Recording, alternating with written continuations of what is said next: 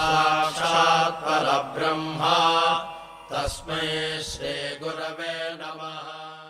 ഓം ശ്രീ സായിരാം. ശിവസുബ്രഹ്മണ്യം. പൂർവ്വസുഹൃതത്താൽ പർത്തിയിൽ ഭഗവത് ദർശനത്തിനെത്താൻ കഴിഞ്ഞ ഭാഗ്യവാൻ. അക്കാലങ്ങളിൽ അധികം ബിസിനസ് സംബന്ധമായി കടുത്ത സാമ്പത്തിക ക്ലേശങ്ങളിലായിരുന്നു. സ്വാമി അദ്ദേഹത്തെ അഭിമുഖത്തിന് വിളിച്ചു. അഭിമുഖ മുറിയിൽ 15 പേരോളമുണ്ട്. ഒടുവിൽ സ്വാമി അദ്ദേഹത്തെ അരികിലേക്ക് വിളിച്ചു. അദ്ദേഹം എഴുന്നേറ്റ് പോകാൻ ശ്രമിച്ചെങ്കിലും അങ്ങത്തേക്കും നടക്കാൻ കഴിഞ്ഞില്ല. അദ്ദേഹം കരയുന്നുണ്ടായിരുന്നു. സ്വാമി സിംഹാസനത്തിൽ നിന്നും എഴുന്നേറ്റ് ശിവസുബ്രഹ്മണ്യത്തിൻ്റെ അരികിലേക്ക് ചെന്നു. അദ്ദേഹത്തെ കെട്ടിപ്പിടിച്ചു. ഉരുക്കുഹസ്തങ്ങൾ കൊണ്ട് തന്നെ സ്വാമി വരിഞ്ഞു മുറുക്കുന്നതായിട്ടാണ് അദ്ദേഹത്തിന് അനുഭവപ്പെട്ടത്. സ്വാമി അരുളി, നീ എന്തിനാണ് കരയുന്നത്? ഇനി ഒരിക്കലും കരയരുത്. നീ എന്തിനു കരയണം? ഭാവഗംഭീരനായി ഭഗവാൻ തുടർന്നു. ഇതാ എൻ്റെ വാഗ്ദാനം.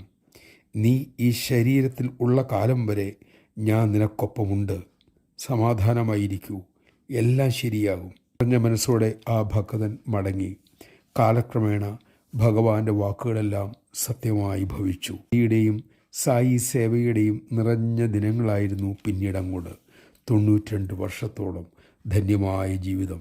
ഏതാനും ദിവസങ്ങൾക്ക് മുമ്പ് അദ്ദേഹം സായി പാദത്തിൽ ലയിച്ചു. മക്കൾ ചടങ്ങുകളെല്ലാം വിധിയാമണ്ണം നടത്തി. വൃഷഭവാഹനത്തിൽ ജീവാത്മാവിനെ പിതൃലോകത്തേക്ക് കൊണ്ടുപോകുന്ന ഒരു ചടങ്ങുണ്ട്. 11ാം ദിവസമാണ് അത് നടത്തുക. അതിനായി ഒരു ചെറിയ മൂരിയെ കൊണ്ടുവന്നു. അതിനെ അണിയിച്ചൊരുക്കി അതിനെ കൊണ്ടുവന്നയാൾക്ക് ദക്ഷിണയും ചെയ്തു.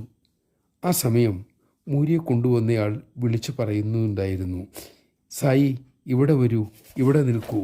അത് കേട്ട് അത്ഭുതത്തോടെ സ്വന്തക്കാരും ബന്ധുക്കളും തിരക്കി, താങ്കൾ ആരെയാണ് വിളിക്കുന്നത്? എന്താണ് ഈ പറയുന്നത്? മൂരിക്കുട്ടൻ്റെ ഉടമ പറഞ്ഞു, ഇവൻ്റെ പേര് സായി എന്നാണ്. ബന്ധുക്കളും സ്വന്തക്കാരും മക്കളും അത് കേട്ട് തരിച്ചുപോയി. ആ ജീവാത്മാവിനെ കൊണ്ടുപോകാനായി സായീശ്വരൻ തന്നെ ഒരു മൂരിക്കുട്ടൻ്റെ രൂപത്തിൽ എഴുന്നള്ളിയിരിക്കുന്നു. ശരീരത്തിൽ ഉള്ളപ്പോൾ മാത്രമല്ല, നിൻ്റെ ശരീരം പോയാലും ഞാൻ നിൻ്റെ ഒപ്പമുണ്ട് എന്ന ഉറപ്പും തരുന്നു. അതല്ലേ ഇതിൽ നിന്നും മനസ്സിലാക്കാനുള്ളത്. ജയ് സായിരാം. എന്തിലും ഏതിലും സായീശ്വരൻ നിറഞ്ഞു നിൽക്കുന്നു എന്ന ശ്രുതി സന്ദേശം ഓർക്കുക.